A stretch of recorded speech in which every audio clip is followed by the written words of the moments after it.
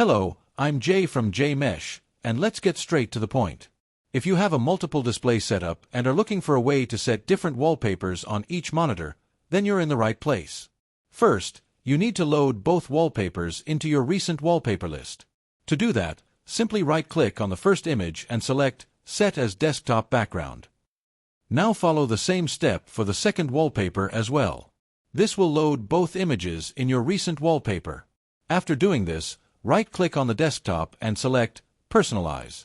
This will open the Settings app. Now select the Background tab. Here, you'll see all of your recent wallpapers. Right-click on an image and choose which monitor you want to apply the wallpaper to. 1 is the main monitor and 2 is the secondary monitor. This will change the wallpaper on that monitor. Now do the same for the other monitor, and you'll have different wallpapers on different displays. And that's it. You can now customize your setup the way you want. Thanks for watching, and I'll see you in the next video.